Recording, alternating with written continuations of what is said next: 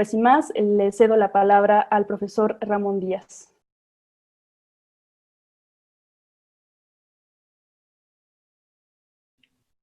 Muchas gracias. Quiero expresar mi gratitud a todos ustedes por estar aquí esta tarde. También la quiero expresar al Centro de Investigación Social Avanzada por invitarme a compartir este tema y a Sagrario Chávez por la presentación tan afectuosa. Antes de entrar en materia, me gustaría comenzar con una confesión importante. He dedicado la mayor parte de mi vida al trabajo docente. 2 años como profesor de primaria, 4 años como profesor de bachillerato, 27 años como profesor universitario y 3 años como profesor de posgrado. Pero a pesar de esta vasta experiencia en el campo académico, puedo decir sin vergüenza alguna que lo mejor que he aprendido sobre educación lo aprendí a partir del momento en que me convertí en papá por primera vez en mi vida. En mi opinión personal, es la experiencia de la paternidad la que nos pone delante de los ojos la naturaleza de la educación. A veces con gran urgencia y enorme dramatismo, mucho más que el trabajo docente. Delante de los hijos recién nacidos, en efecto, no podemos evitar plantearnos la pregunta por su destino. Los caminos que han de conducirlos a este, las vicisitudes que han de enfrentar en su vida para alcanzarlo y las capacidades y virtudes personales con las que cuentan para conseguirlo. Pero sobre todo, no podemos prescindir de preguntarnos por el papel que desempeñaremos nosotros en este intrincado y continuo trayecto. Si estaremos a la altura de las circunstancias o si saldremos con éxito en la empresa. Pues la educación consiste, dicho con pocas palabras, precisamente en esto, en ayudar y acompañar a otra persona en el camino hacia su destino, introduciéndola a la complejidad del mundo, por un lado, y por el otro, desarrollándola hasta la plena posesión de sí misma.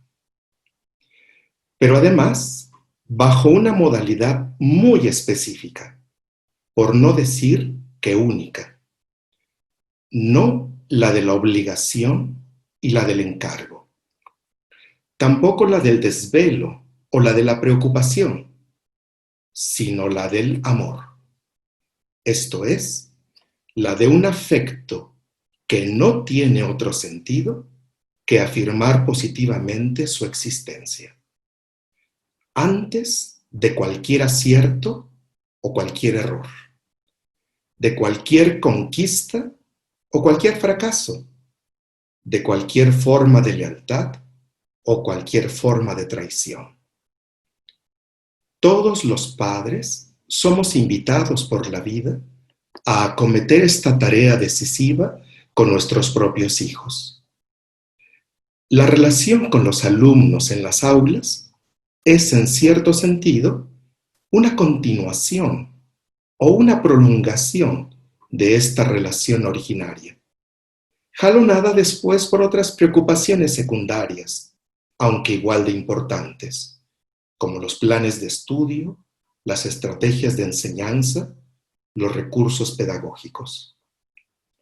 En adelante, todos los ejemplos de los que echaré mano para desarrollar el tema que en esta tarde nos convoca estarán tomados de esta experiencia, la experiencia de la paternidad.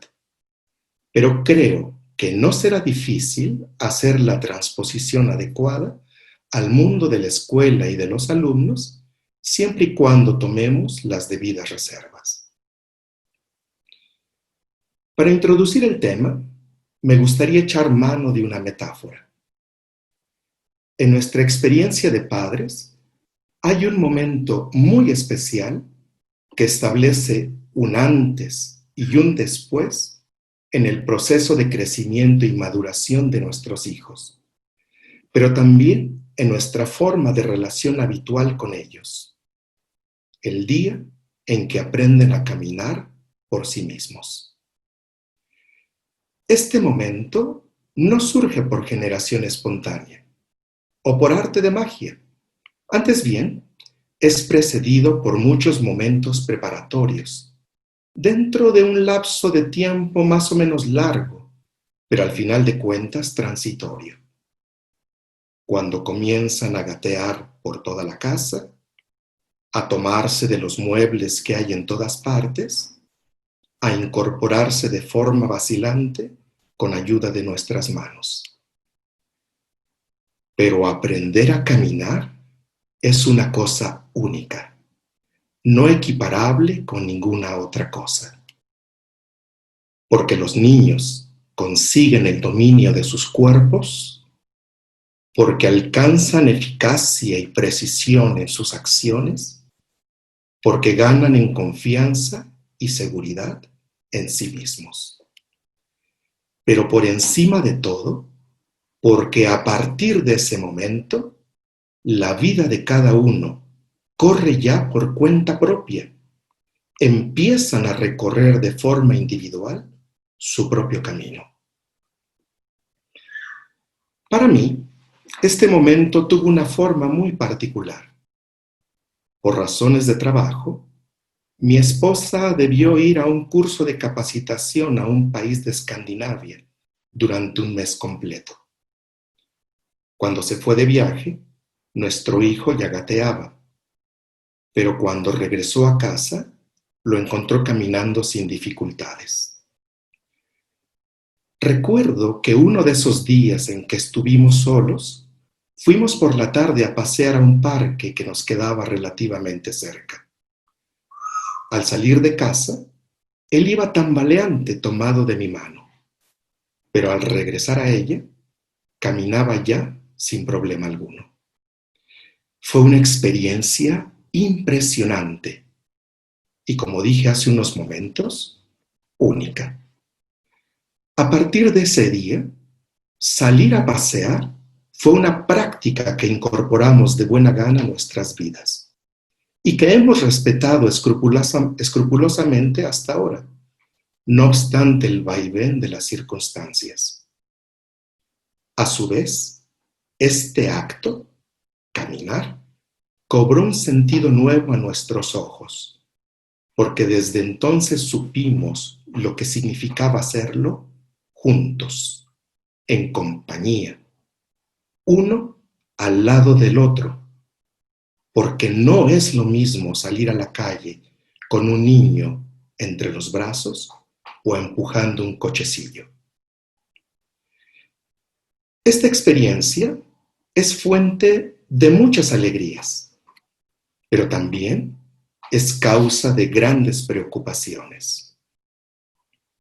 En primer lugar, porque un niño que camina ya por sí mismo está expuesto en todas partes a todo tipo de accidentes, desde caer de bruces o de rodillas al piso súbitamente, rodar cabeza abajo por las escaleras debido a un mal paso, patinar entre los charcos de agua o de lodo al pasar por ellos, hasta estrellarse de frente con los postes de luz o con las puertas de la casa.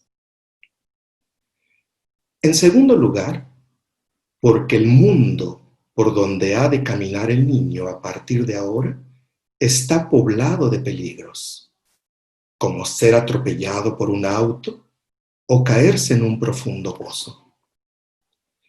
Quizá el más terrible es que el niño se extravíe en un centro comercial o en un parque muy grande cuando se le quitan los ojos de encima por un instante, justamente porque sabe caminar y puede irse por su propio pie a cualquier parte a nuestras espaldas. Ciertamente, como caminar es un hecho irreversible para los niños a partir de que aprenden a hacerlo, a nosotros como padres no nos queda otro camino que tomar una serie de medidas preventivas. Casi todas ellas, por desgracia, sugeridas por el miedo y por lo tanto tremendamente ineficaces. Desde tomarlo de la mano con algo de firmeza, pasando por tenerlos a raya con arneses y correas, hasta llegar al caso extremo de prohibirles que caminen. Y todo esto, además, acompañado normalmente de castigos y de amenazas. Una solución intermedia de puro compromiso, en apariencia ingenua pero bastante manipuladora, que se nos ocurre con frecuencia, es mantenerlos sentados, muy quietecitos, por ratos prolongados. Ya sea porque los ponemos delante del televisor a ver programas de entretenimiento, o porque les damos acceso al uso de dispositivos portátiles, como tabletas, teléfonos o computadoras, para que se pierdan a sí mismos entre videos graciosos, canciones de moda y conversaciones instantáneas. En verdad, se requiere un acto de sinceridad muy grande para reconocer como padres que actuando de esta manera, instigados por el miedo, estamos muy lejos de comprender la importancia de este hecho en la vida de nuestros hijos.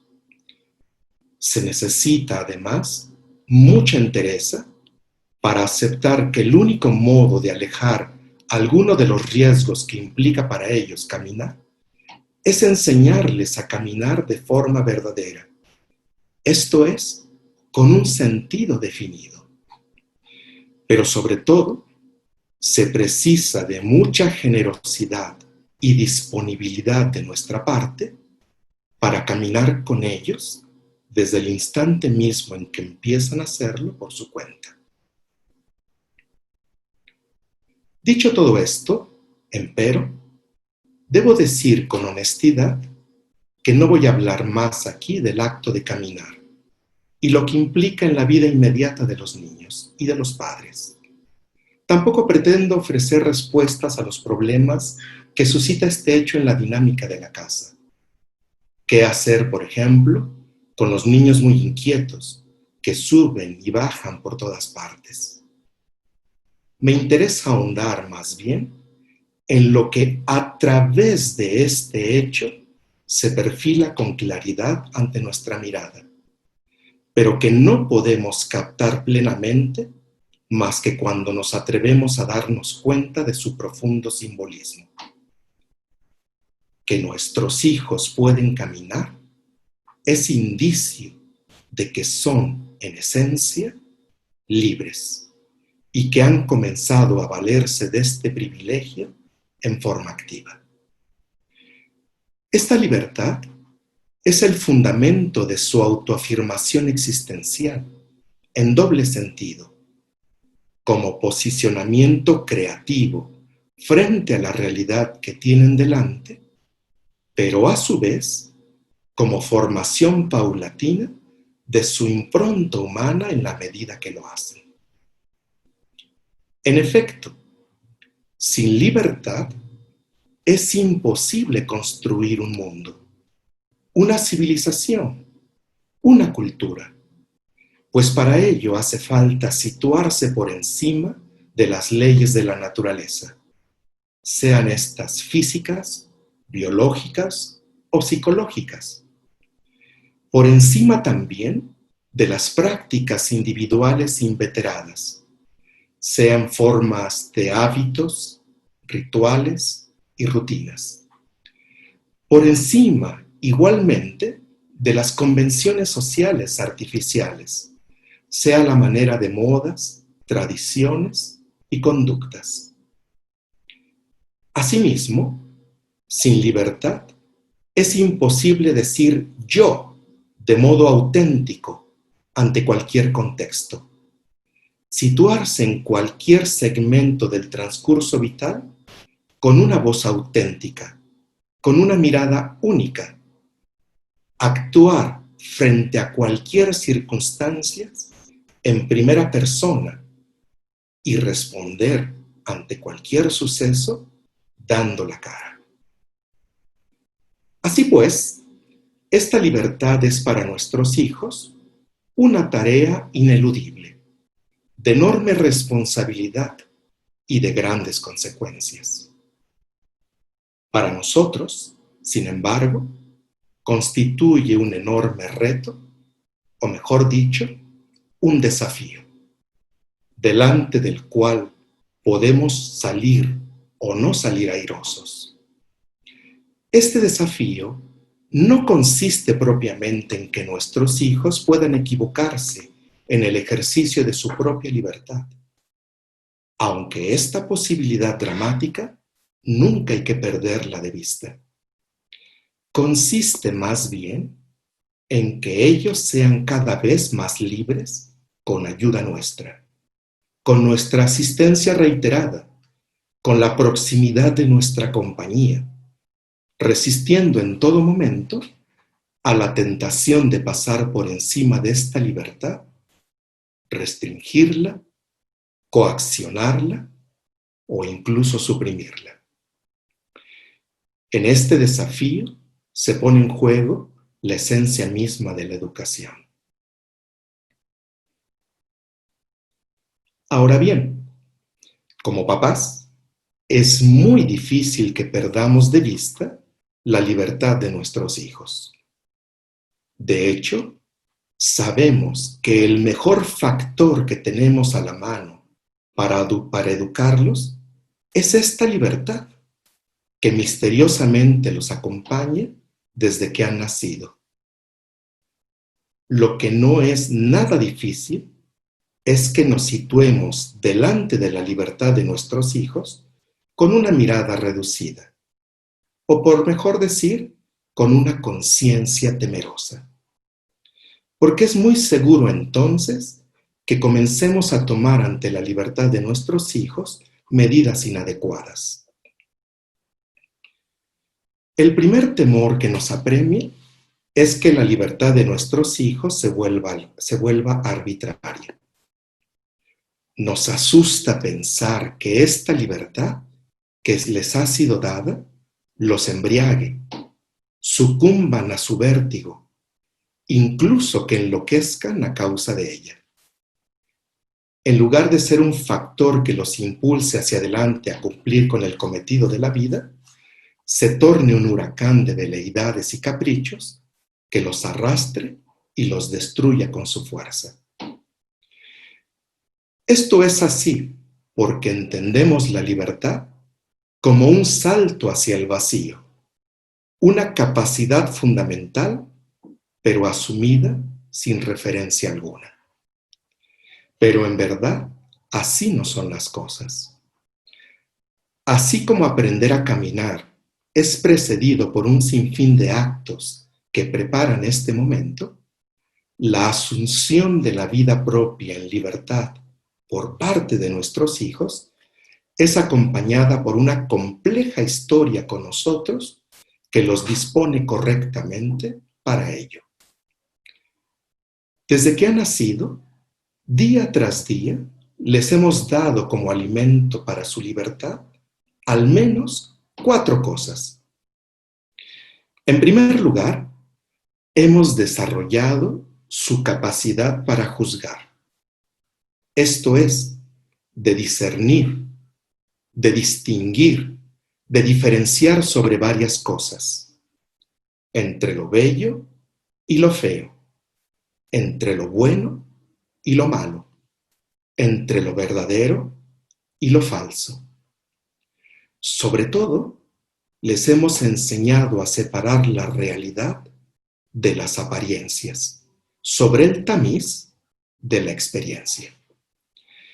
Sin juicios, es prácticamente imposible afrontar la vida, no solo para un niño, sino de hecho para cualquier hombre. Pues el juicio aporta definición y claridad. En la ambigüedad y la confusión, la vida se detiene, se llena de incertidumbre. La definición más bella que he encontrado de juicio está en un pasaje de la primera carta del apóstol Pablo a los tesalonicenses, que se entiende mucho mejor cuando se lee en griego. Panta de dokimatsete, tokalon catequete, que en español quiere decir, más o menos desanudando el sentido concreto que tiene esta frase, sometan cuidadosamente a examen todas las cosas y después quédense con lo que es bueno, quédense con lo que es bello. En segundo lugar, hemos desarrollado su capacidad para elegir. Esto es, de determinarse y de decantarse por algo, de preferir en última instancia una cosa sobre otra, sobre el único fundamento razonable de que es bella, es buena o es verdadera. Por tanto, no dependiente de las emociones, aunque las reclaman. Aquí también, las apariencias son fuente inagotable de malas elecciones. Sin elecciones, es imposible hacerse cargo de la vida. Cualquier hombre se quedaría anclado en un estado de eterno infantilismo.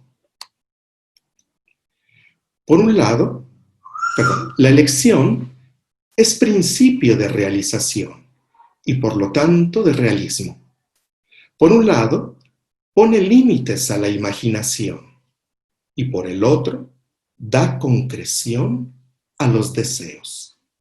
Factores ambos causantes de nuestras indeterminaciones y vacilaciones ante los reclamos de la vida. Pues los deseos alimentados por la imaginación no tienen dóndes, ni cuándos, ni cómos, mientras que las elecciones, si son auténticas, solo existen en el aquí y en el ahora. La capacidad de elegir, dicho sea de paso, cuenta con dos modalidades fundamentales. Como creación de algo nuevo que no existe más que de esta manera, eligiendo, y como aceptación de algo dado por hacer crecer, aunque sea muchas veces incómodo o incluso negativo, como una enfermedad, un fracaso o una pérdida. En tercer lugar, les hemos puesto en medio de una comunidad humana para que les hagan compañía. La primera, ciertamente, es la que nosotros, sus padres, le ofrecemos. Pero esta se extiende hasta límites insospechados con abuelos, tíos, primos, pero de manera muy particular con los amigos que hemos hecho con los pasos de los años, especialmente si son íntimos. Una de las paradojas de la vida es que aunque es asunto propio para cada individuo, no puede asumirse hasta el fondo en la radicalidad que ella exige sin rostros familiares, sin presencias conocidas. La compañía de otros no solo busca estar al lado, cerca de uno, pisándonos los talones. Quiere ser auténtica compañía y por lo tanto ayuda para comprender las razones por las que se viven. Sobre todo, la compañía de otros disminuye el miedo y la ansiedad por afrontar la vida, porque todos ellos son testimonios mudos, discretos, pero eficaces de que la vida es posible porque han llegado ellos ya a ser adultos. En cuarto lugar, hemos puesto continuamente ante su mirada la oferta de un camino. La palabra camino es una imagen poderosa y penetra hasta los estratos más profundos de la mente. Por un lado, seduce con la posibilidad de recorrerlo. Por el otro, abre a la conciencia de una meta. Dice que la vida está hecha de tramos, que se siguen paso a paso y que revelan su sentido en la medida que se avanza. Que la fluidez de andar depende solo en parte de las dificultades que conlleva, porque la verdadera diferencia está más bien en la manera de transitarlo. Con curiosidad, asombro y gratitud, junto con un anhelo profundo de llegar hasta su término, o con pretensión, despreocupación, frivolidad, sin ese empuje interior que los antiguos llamaban eros. En esta actitud, todo camino se vuelve un entretenimiento y caminarlo un mero paseo. En la otra actitud, en cambio, el camino es una propuesta y seguirlo puede representar incluso una vocación.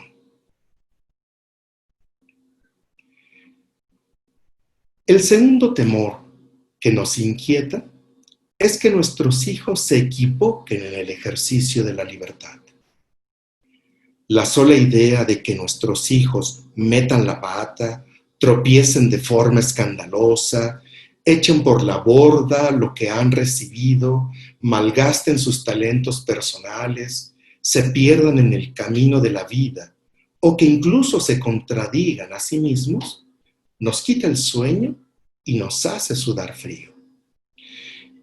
Y es que de desgracias semejantes, nadie sale indemne y apenas sí se recupera cuando lo intenta.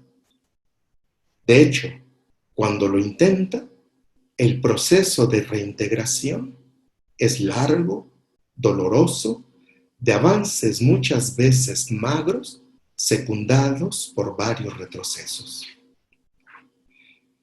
Previendo estos escenarios, los padres nos tomamos el atrevimiento de tomar algunos atajos. El más común de todos es orientar la libertad de los hijos con normas y criterios, que al final terminan en verdaderas prohibiciones.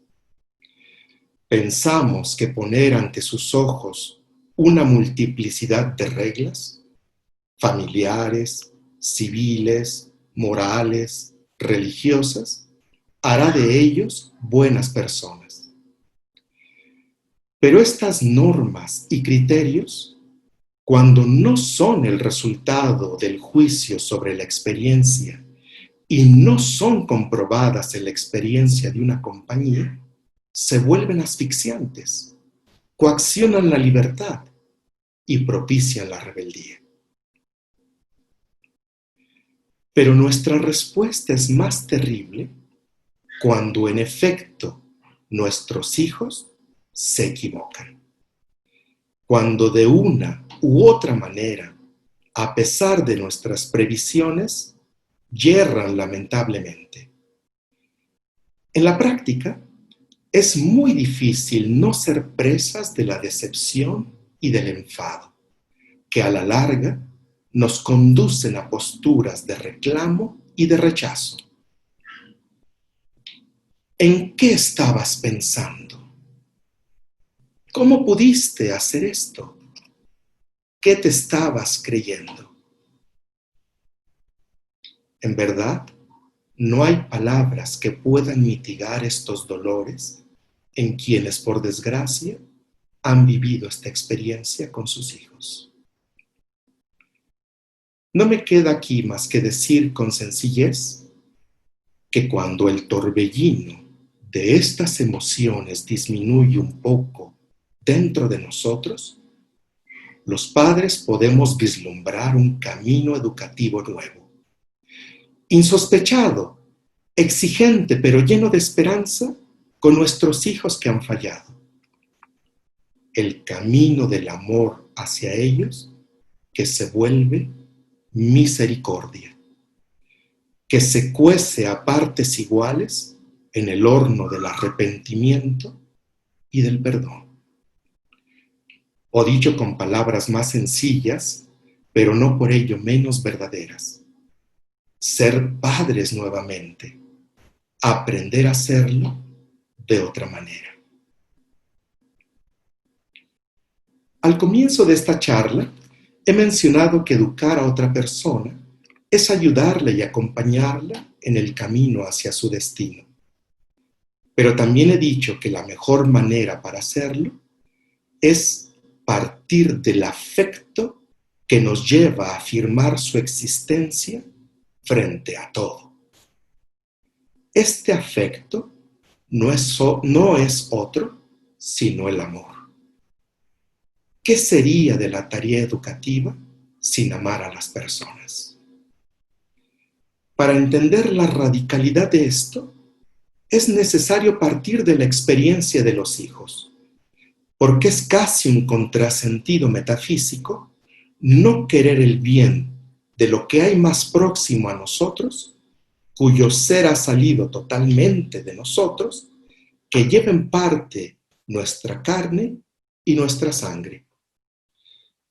¿Qué padre, dice el Evangelio, ante el hijo que le pide un pan, sería capaz de darle una piedra?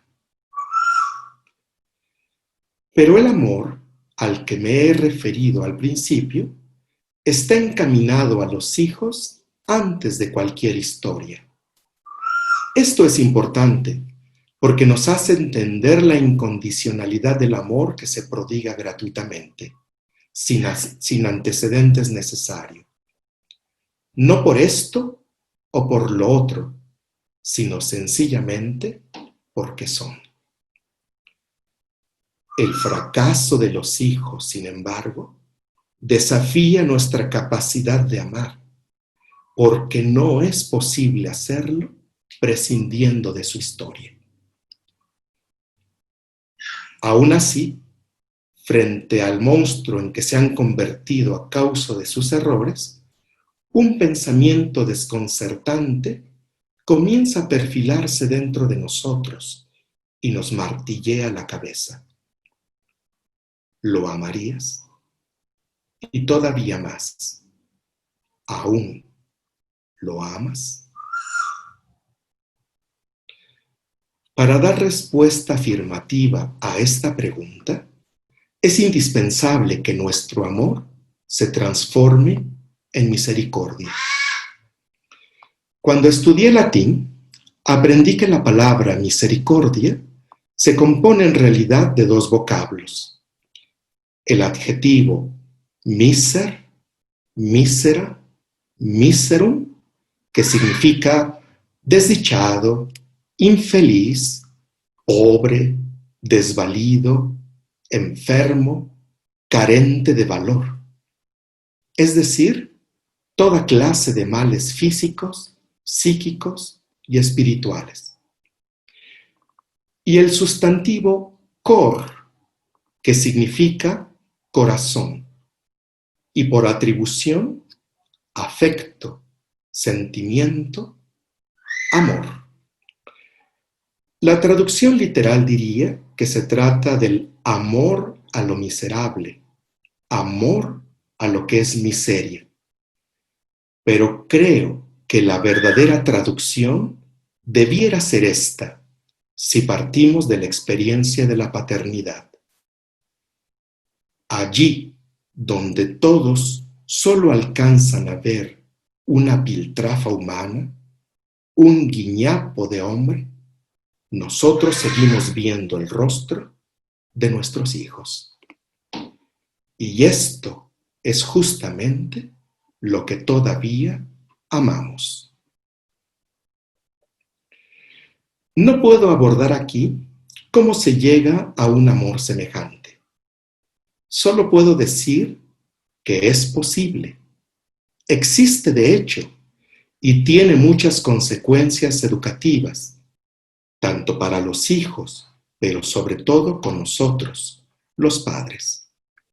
Por razón de tiempo, digo brevemente dos.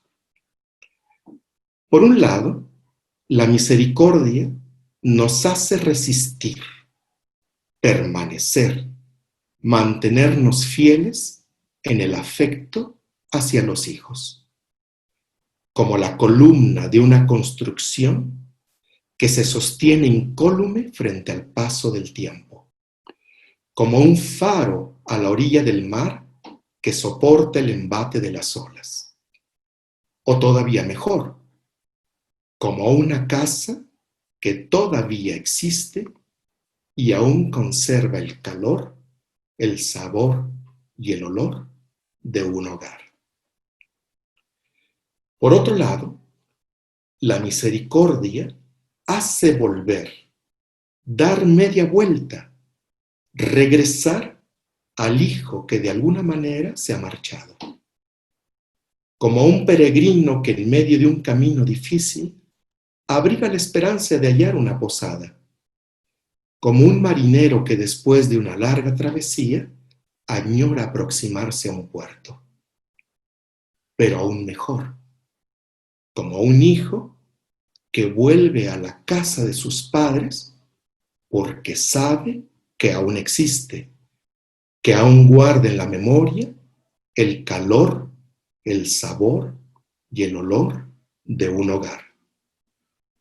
Un lugar que desde antaño sostiene y resguarda, pero ahora también acoge, consuela y cura las heridas. Hay un pasaje del Evangelio que nos habla de un amor semejante, de un amor que se ha transformado en misericordia a través del perdón y el arrepentimiento. Es aquel que comienza con las palabras misteriosas, pero muy profundas. Un hombre tenía 2 hijos. Creo que todos sabemos cómo termina este pasaje, pero rara vez reparamos en el amor que le da toda su fuerza y su sentido. Muchas gracias.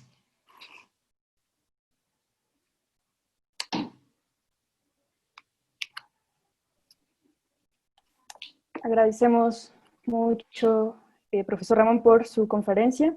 Tenemos todavía algunos minutos más por si usted quisiera hacer algún otro comentario, alguna precisión, mientras damos oportunidad para que las personas sigan haciéndonos llegar sus comentarios y sus preguntas.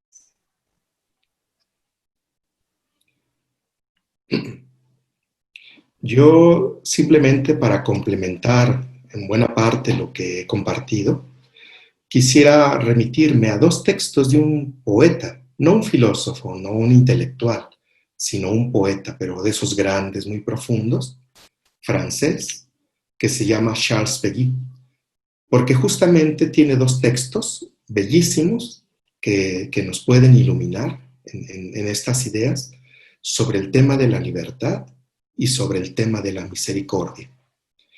Están en un libro, en una obra poética hermosísima que se llama El pórtico de los el misterio de los santos inocentes. ¿Sí? Yo me hubiera gustado incluir algunos pasajes en esta charla, pero por cuestiones de tiempo y un poco nervioso de que fuera a resultar cansado y muy largo, no me atreví a la mera hora, pero realmente se los recomiendo vivamente, ¿no?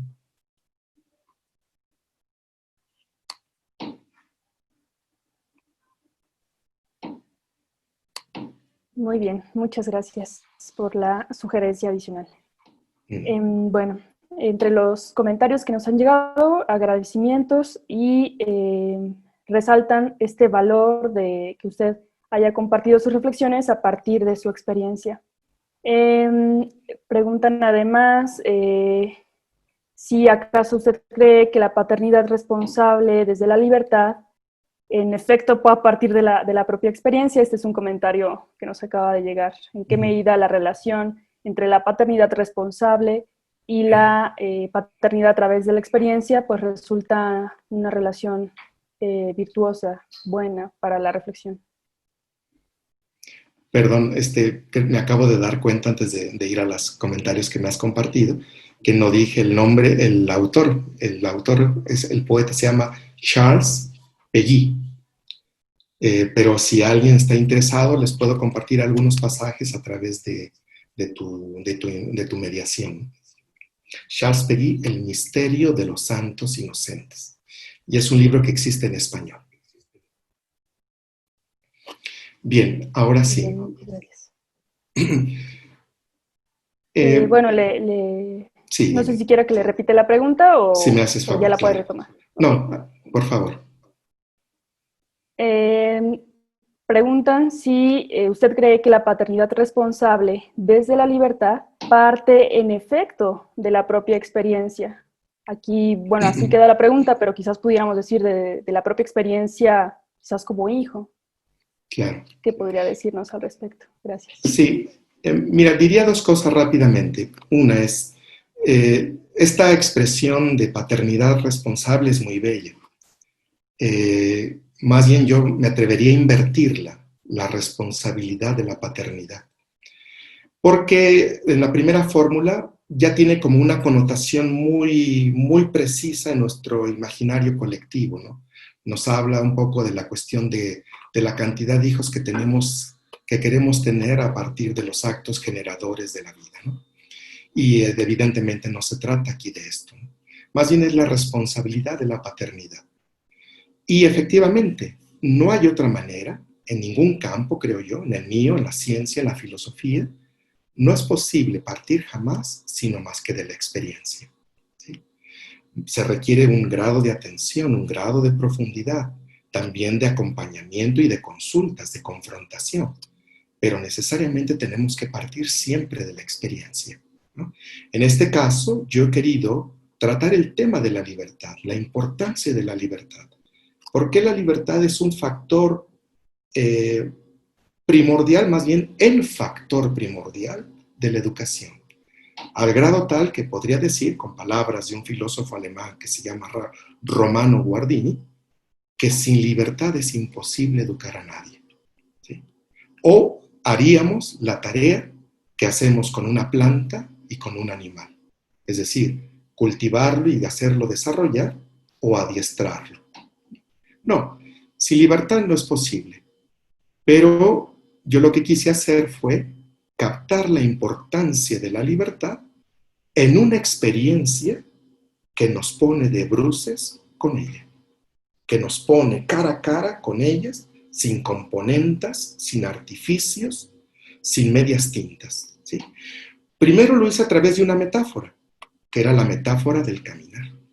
Pero es una metáfora realmente muy poderosa. Por eso el póster publicitario de la conferencia tiene esta imagen de un niño que camina. Porque en el momento en que ves a un niño caminar, sabes tú que a partir de ese momento es totalmente libre. Siempre lo ha sido, es libre por origen. Pero ahora, en ese instante, se ha apropiado de su libertad para construir su propia persona, su propio destino. ¿Sí? Bueno, entonces, yo quise que reflexionáramos sobre la importancia de la libertad y el papel que juega en la educación. En la educación en casa y en la educación después en el colegio. Pero que no hay una manera más viva y dramática, más plástica de captarla que en la experiencia. Yo no digo que sea la única, pero sí creo que esta experiencia de ver caminar a los niños es impresionante, ¿no? Y da mucho motivo para la reflexión, ¿sí? Pero me interesa más que el hecho de decir que caminan por sí solos, es que se echan a andar para hacer su vida, ¿sí? Esta es la expresión de la libertad. Esto es una experiencia. ¿Sí? Gracias, profesor, por su respuesta. Preguntan también, en nuestro tiempo en que la figura del padre resulta tan desdibujada, ¿cómo considera que afecte en el crecimiento de las jóvenes generaciones? Mira, y bueno, se me ocurren muchas cosas, me vienen muchas ideas a la cabeza, pero por cuestión de brevedad diría al menos dos cosas. Ciertamente la imagen de la paternidad está muy desfigurada, pero sigue estando allí, pero sigue existiendo y sigue siendo un referente. Es como una moneda de oro que lleva mucho tiempo enterrada en el fango de la calle, ¿sí? Pero sigue siendo de oro. Y que más bien nuestra tarea no es lamentarlos porque ya no existe o porque ha perdido su valor, sigue siendo de oro, sino más bien nuestra tarea es sacarla del lodo, quitarle la mugre, la podredumbre que se le ha acumulado para que volvamos a ver la belleza de su claridad, la belleza de su brillo, ¿sí? Y volver a reconocer su valor.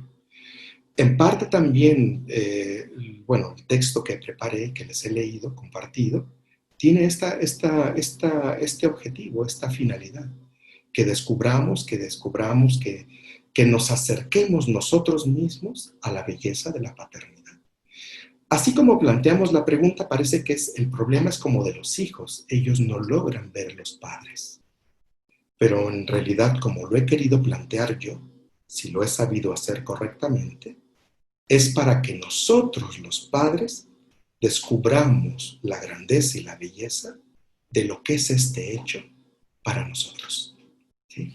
Los niños tardarán un tiempo en saberlo, en reconocerlo, en darse cuenta. Nosotros nos damos cuenta de inmediato, incluso antes de tenerlos entre nuestros brazos. Porque en el momento en que nuestra esposa nos comparte la noticia de que está embarazada, ahí ya comienza completamente la experiencia de la paternidad. Y que lo que tenemos que hacer es mejor entonces prepararnos para ella de la mejor manera, partiendo de la experiencia, como decíamos hace rato. Muchas gracias. Bueno, otra pregunta, nos dicen, y sin embargo, claro, esto a partir de su planteamiento, hay una diferencia entre la paternidad y el magisterio en sentido formal o social. ¿Puede haber entonces un maestro sin la experiencia de la paternidad? No sé si logré entender la primera parte, ¿no? Yo lo que quiero decir, a lo mejor puede ser un poco reductivo, esto se puede discutir después con calma en una conversación cara a cara con las personas, es que la experiencia de la paternidad es una experiencia muy primaria, muy originaria, ¿no? Yo tengo la idea de que esta es la experiencia primordial de la educación, ¿sí? Pero evidentemente en las aulas, en la escuela, en las universidades, adquiere otra formulación, otra modalidad, tiene otras características, tiene otras condiciones y ya. Pero en el fondo sigue siendo lo mismo, ¿no?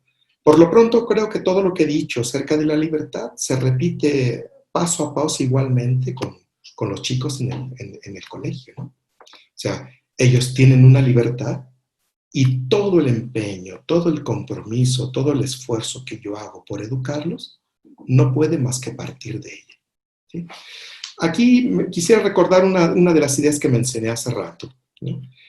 Educar en el colegio significa, en la libertad, significa que yo continuamente tengo que repetirles, compartirles, aclararles, exponerles lo más claramente que puedo y lo más profundo que puedo las razones de cualquier cosa, de la materia que yo les enseño, pero incluso de las normas que tomamos como salón de clase, ¿sí? Porque la libertad solo puede educarse a partir de las razones. De hecho, hace rato cuando hablé de la arbitrariedad, el miedo que nos da que la libertad se vuelva arbitraria, en un apunte que al final deseché y que no incorporé al texto, decía, la libertad se vuelve arbitraria por la ausencia de razones, ¿sí? Entonces yo tengo que dar continuamente las razones. Mi punto de partida son siempre las razones. Pero para saber que son razones, primero, antes que nada, tengo que haberlas descubierto para mí mismo, en la experiencia de mi propia vida. De lo contrario, solo estaría transmitiendo mis ideas. Pero las razones y mis ideas son dos cosas bien diferentes, como es muy diferente una opinión de una verdad.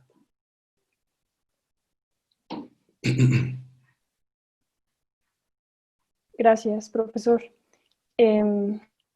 Bueno, están llegando muchas preguntas y comentarios. Preguntan, bueno, sobre referencias, además de este libro de Peggy que recomienda. Preguntan si acaso hay lecturas que puedan ayudar a las personas a seguir la reflexión por su parte. Claro.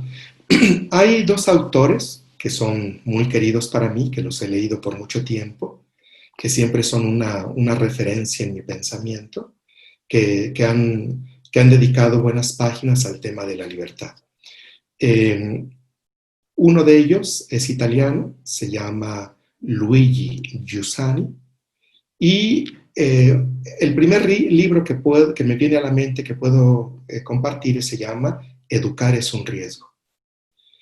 Pero personalmente, casi diría yo hasta sentimentalmente, el que más me gusta por la forma en que está realizado, en la forma como va presentando los problemas, es otro que está hecho de encuentros, de diálogos con jóvenes.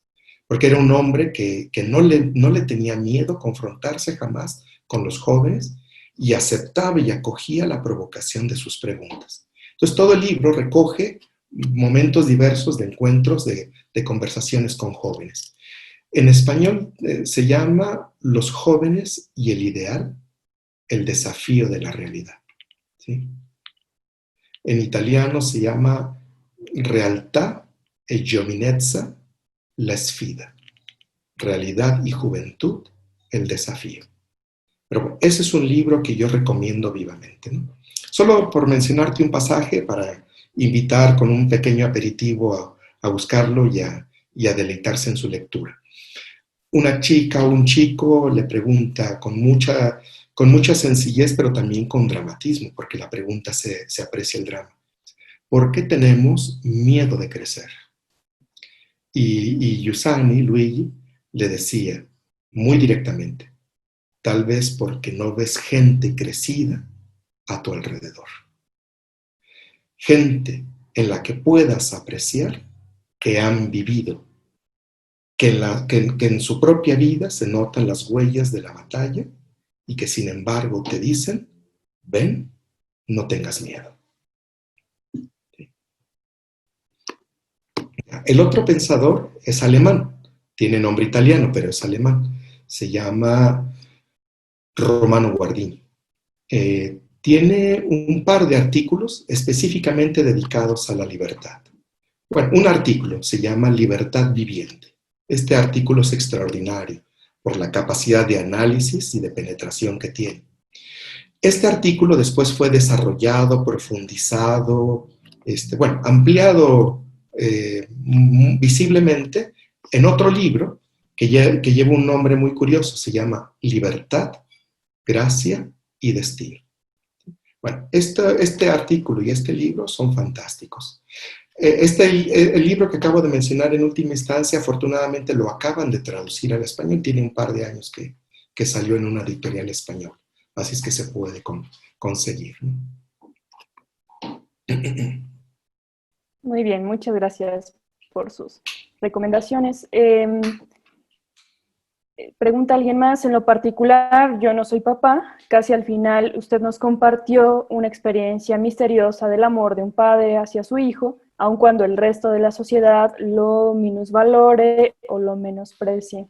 ¿Cree usted que este tipo de ejemplos se puedan compartir en una clase de bachillerato? ¿O se trata de una experiencia tan particular que solo quien es padre lo puede transmitir? Y agradecen su respuesta desde luego. Gracias. Yo te daría una respuesta muy simple, pero no porque quiero ser simplón, sino porque no hay otra manera de decirla. Yo creo que no se puede transmitir a los alumnos en el sentido de que se los enseñes en la clase. Más bien, creo yo, si he tenido el talento para transmitir esta idea, de lo que se trata es que yo lo entienda para que lo sea. O sea, no me sirve a mí de nada hablarle a un chico en la escuela de la misericordia. A él lo que le sirve es que yo lo mire misericordiosamente. Y ya, o sea, no hay vuelta de hoja. ¿Te explico? De una forma tal que incluso él lo pueda experimentar, sentir en lo vivo, aún antes de decirme una palabra, parado en la puerta de mi oficina. ¿Sí? Entonces, no se trata de hablarles de la misericordia, hablarles del hogar al que pueden regresar, hablarles del Padre que los espera. Se trata que yo sea ese Padre, que los mire con ese Padre y que tenga en la profundidad de mi ser el deseo de que vuelvan, el deseo que encuentren este hogar. Bueno, parece muy pretencioso, pero creo que las cosas pueden ser así. ¿Sí? Muy bien, gracias. Otra de las preguntas es, ¿cuál es el papel del docente como educador en un ambiente en que la libertad se pierde ante valores desvirtuados?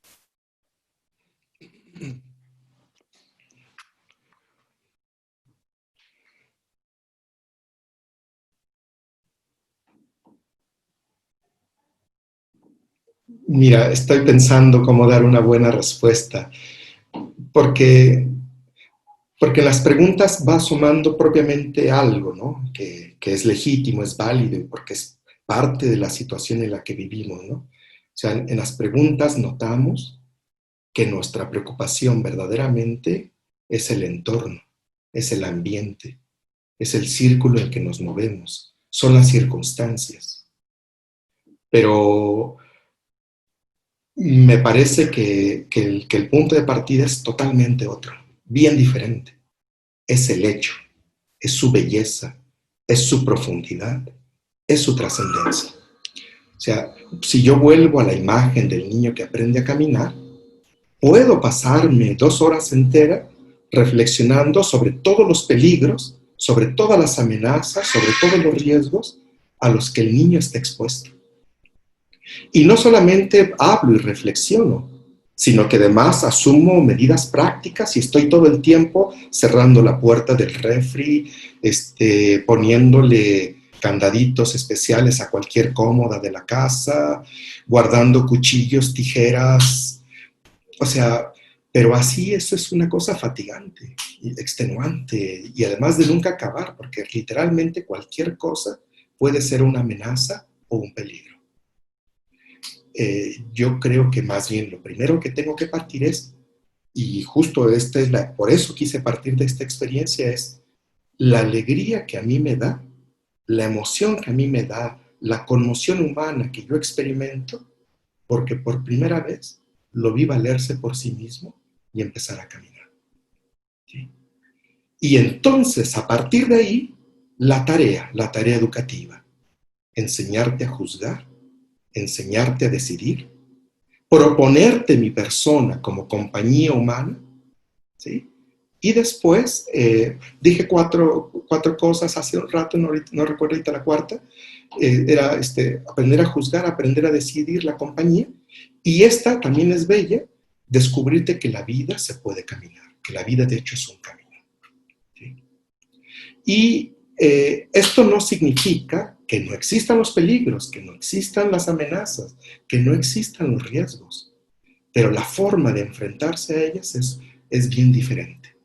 Entonces, sí, me preocupan los ambientes, me preocupan lo que se va a encontrar mi hijo, donde yo mismo crezco y me desempeño profesionalmente. Pero en realidad a mí me interesa partir de la experiencia fundamental que ha acontecido en mi vida. ¿Sí? Igual puedo decir un poco que es como el matrimonio, ¿no? O sea, uno puede, digamos, como dos grandes emociones avasalladoras de nuestra conciencia es la preocupación porque todo salga perfecto el día de la boda, aunque todo lo amenaza para ser un fracaso. Los músicos, el pastel, los juegos, todo lo que estaba preparado para ese día. Y lo otro, bueno, todo parece que puede ser un gran fracaso, ¿no? O la otra es la alegría de haber encontrado una persona con la cual compartir la vida. ¿Sí? Si yo estoy cierto de esto, lo demás creo que no me importa. No porque no me debe importar, sino porque no es lo primario para mí. ¿Sí? Muy bien, muchas gracias. Justamente sobre esta capacidad para diferenciar, nos preguntan cómo desarrollar esa capacidad para diferenciar, discernir, distinguir para lo bueno y lo malo, lo verdadero y lo falso, la realidad de la apariencia, en un mundo contradictorio de intereses, mentiras e ideologías impuestas. Sí, mira, aquí tendría que remitirme, perdón, a otra experiencia, ¿no? Yo creo que es legítima la pregunta, es muy importante la pregunta. Eh, yo diría, mi punto de partida para mí es la memoria. La memoria de aquello que ha acontecido a mi vida, a la mía, no a la de mi hijo, no a la relación con cada uno de ellos, no con mis alumnos, cualquiera que estos sean en el semestre en que comience la relación, si en el verano, en el otoño o en el invierno, ¿no? Si es en modalidad online o en clase presencial, ¿no? El punto de partida para mí es la memoria de mi propia vida. Es decir, esto ya no lo dije en el texto de mi conferencia, pero que también lo había pensado. Digamos, si yo vuelvo al ejemplo de la misericordia, yo no puedo mirar con misericordia a mi hijo, es decir, ver el rostro de ese niño por encima de la piltrafa humana o el guiñapo de hombre, como decía. Yo no puedo hacer esto si no traigo la memoria que a lo mejor en algún momento de mi vida yo estaba exactamente en la misma situación, en la misma condición que él. Pero tuve la suerte, la fortuna de hallarme, de encontrarme con un rostro, con la amabilidad de un rostro que me acogió, me recogió y no me censuró. ¿Sí? Y a partir del cual, mirando la cual, conviviendo con el cual, yo fui otro, fui distinto, tuve otras energías y otros arrestos ante la vida. ¿Sí? Entonces, en realidad se trata, para nosotros es una experiencia de nuestra vida, de recordar nuestra vida, ¿sí? De recordar lo que fueron nuestros padres, nuestros hermanos, nuestros abuelos, pero muy particularmente yo le doy mucho peso a esto, los encuentros con personas fuera de las relaciones familiares inmediatas que hemos tenido. ¿Sí? Yo en este justo momento que estoy diciéndote estas cosas, estoy recordando el rostro de dos personas muy mayores de edad conmigo. Yo tenía 15, 14 años, 15 años, y ellos andaban entre los 30, o sea, me doblaban la edad, pero que simplemente un día me miraron de manera diferente, se ofrecieron con discreción como compañía para mi vida, y a partir de ellos tuve otra forma, otra mentalidad, otra energía para enfrentarla. Principalmente algo que dije en mi texto, ¿no? No tuve miedo. ¿Sí? No tuve miedo. Son dos rostros, no los quiero decir aquí por discreción, por no echar a perder la belleza de su tarea, ¿no? Pero son dos rostros bien concretos que yo recuerdo. Entonces, en la medida que uno no olvide esto, que lo recuerde, que lo tenga al vivo, incluso puede descubrir que vale la pena insistir de una manera o de otra. Insistir a tiempo y a destiempo con los hijos y con los alumnos y con los amigos. Porque también hay una tarea educativa con los amigos.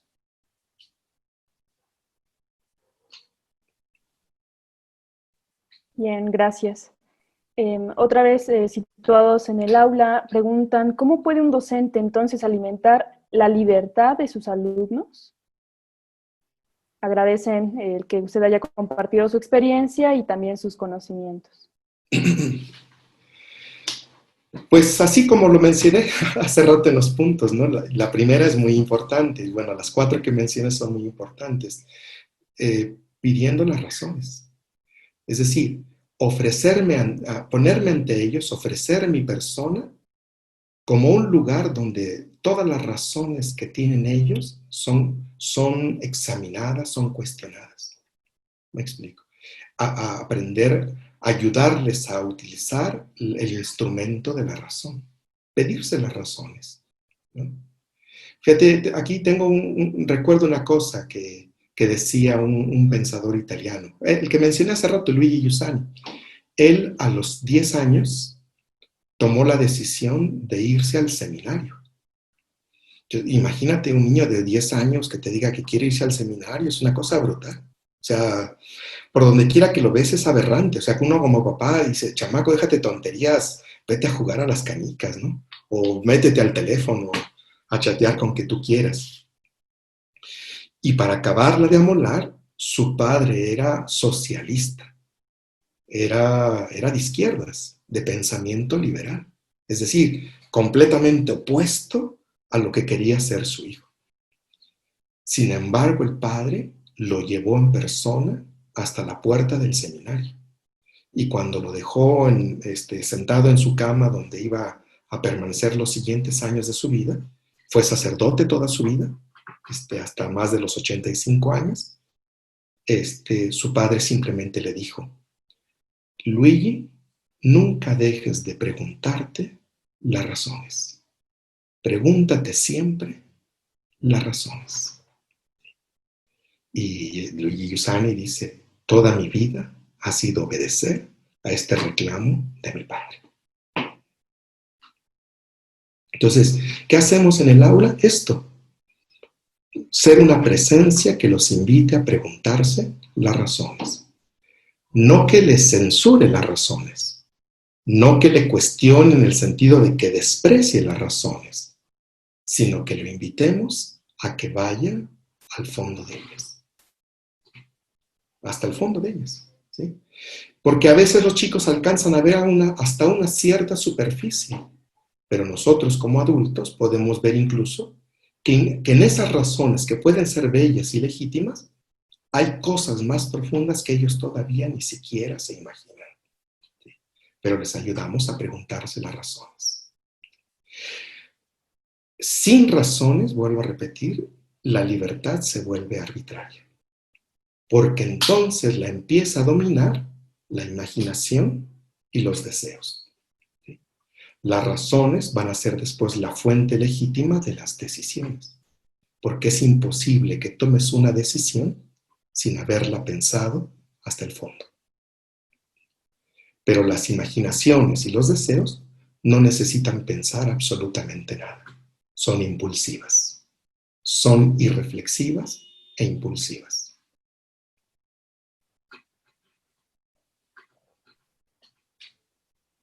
Muy bien, muchas gracias. Bueno, piden si pudiera repetir el nombre de los 3 autores que ha mencionado, desde el poeta y los otros 2 pensadores, por favor. Con todo gusto. El poeta se llama, bueno, yo no sé pronunciar el francés, Charles, como Charles en inglés, Charles Péguy. Pero bueno, después lo podemos escribir para quien esté interesado y lo conozca.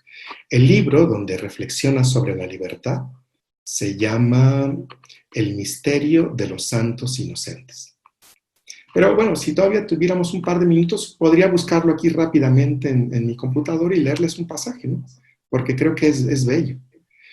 Aquí lo tengo ya.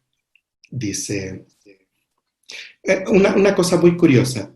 En las poesías de Charles Péguy, es Dios, porque era un hombre creyente, es Dios que habla consigo mismo, que reflexiona sobre sí mismo y sobre las cosas que él ha hecho.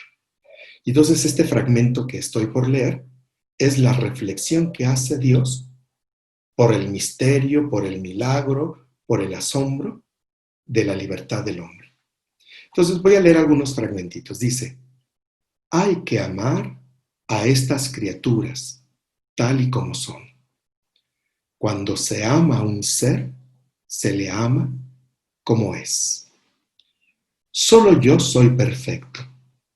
Y quizá por eso mismo sé lo que es la perfección. Y por eso pido menos perfección a estas pobres gentes. Porque yo sé lo difícil que es. ¿Y cuántas veces, cuando sufren tanto en sus pruebas, tengo ganas, estoy tentado de ponerles la mano bajo el vientre, para sostenerlos en mi ancha mano, como un padre que enseña a nadar a su hijo en la corriente del río, y que está dividido entre dos sentimientos? Pues por una parte, si les sostiene siempre y si les sostiene demasiado, el niño se confiará y nunca aprenderá a nadar. Pero por otra parte, si no le sostiene en el momento justo, ese niño beberá un mal trago. Así yo, cuando les enseño a nadar en sus pruebas, también estoy dividido en estos dos sentimientos. Pues si los sostengo siempre y si los sostengo demasiado, nunca sabrán nadar por ellos solos. Pero si no los sostengo en el momento justo, esos pobres hijos míos quizá beban un mal trago. En eso está la dificultad, que no es pequeña. Y esa es la duplicidad, incluso la doble cara del problema. Por una parte, es preciso que consigan la salvación por sí solos. Esa es la regla, y esta es formal. De otro modo, no sería interesante, no serían hombres. Por otra parte, no deben dar un mal trago tras sumergirse en la ingratitud del pecado. Tal es el misterio de la libertad del hombre, dice Dios, y de mi gobierno de él y de su libertad. Si lo sostengo demasiado, ya no es libre, y si no lo sostengo lo suficiente, se cae. Si lo sostengo demasiado, expongo su libertad. Si no lo sostengo lo suficiente, expongo su salvación. Dos bienes, desde cierto punto de vista, casi igualmente preciosos. Porque ¿qué sería una salvación que no fuese libre? Queremos que esa salvación la adquiera él mismo, el hombre, que se la procure por él mismo, que procede en cierto sentido de él mismo. Tal es el secreto, tal es el misterio de la libertad del hombre. Tal es el valor que le damos a la libertad del hombre. Porque yo mismo soy libre, dice Dios, y he creado al hombre a mi imagen y semejanza. Tal es el misterio, tal es el secreto, tal es el valor de toda libertad. Una salvación que no fuese libre, que no viniese de un hombre libre, ya no supondría nada para nosotros.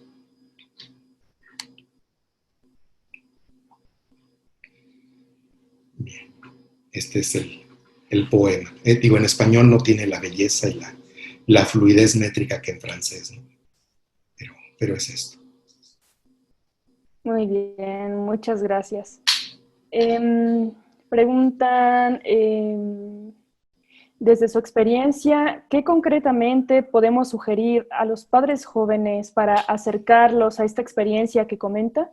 Pues hoy muchos jóvenes no tienen una experiencia positiva de la paternidad, ya que en las aulas cada vez son más los jóvenes huérfanos, no porque no tengan padres, sino porque sus padres no fungen como tales. Sí, todo esto es cierto y es una verdadera desgracia. Eh,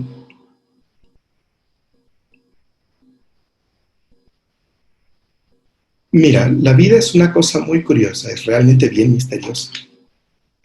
Casi puedo decirte, no te lo puedo garantizar, no estoy en condiciones, sería realmente excesivo hacerlo así, ¿no? Pero volviendo a la experiencia, o con base en ella, podría decirte lo siguiente.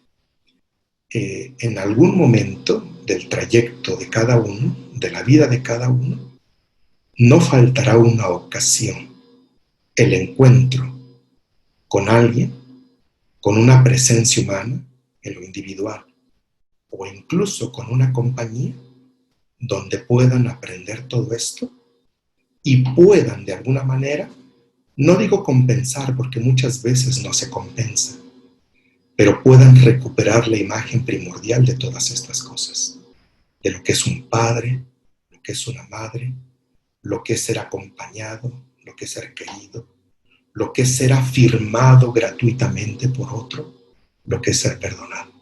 ¿Sí? O sea, pero el punto es este, no faltará en algún momento de la vida, del trayecto, del camino de una persona, en que esto pueda suceder. ¿Sí? O sea, sería realmente, para mí la desgracia no es que le falte el padre y la madre inmediatos, sino la desgracia verdadera es que, de verdad, habiendo más de 7.000 millones de personas, no te puedas cruzar con una de ellas que te pueda ayudar a recuperar todas estas cosas. ¿Sí? Eso sería, o sea, hasta mentalmente es difícil de imaginárselo, ¿no? Entonces yo lo único que podría decir es, me encantaría, guardo, espero, abrigo el deseo de que esto pueda sucedernos, de que esto pueda acontecernos. Pero de hecho existe. Y también de aquí, de esto, podríamos recuperar nuestra memoria. ¿Sí? Eso no puede ser, puede que no sea una gran solución, pero es como el atisbo de una promesa, por decirlo así. ¿Sí? Encontrarte con una compañía humana donde puedas recuperar gran parte de ti mismo. Gracias, profesor. Si me permite, pues leerle una última pregunta. Claro. Gracias. Definitivamente, los formadores tenemos una gran responsabilidad al acompañar en el desarrollo integral del ser y saber y el impacto que tiene nuestra intervención, ya sea de apoyo o limitante. ¿Cómo podemos, en la misma libertad, enseñar de manera muy concreta, además de mi propio testimonio, a los pequeños a amar? Pues nos centramos a veces en muchas otras áreas, siendo esta base fundamental, y llegamos a ser adultos sin saber qué es el amor y lo que implica realmente.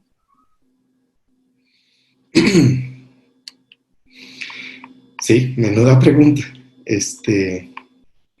Mira, estoy queriendo buscar un fragmentito de lo que leí hace rato, cuando estaba hablando de la experiencia del caminar, por si nos vuelve a dar alguna pista.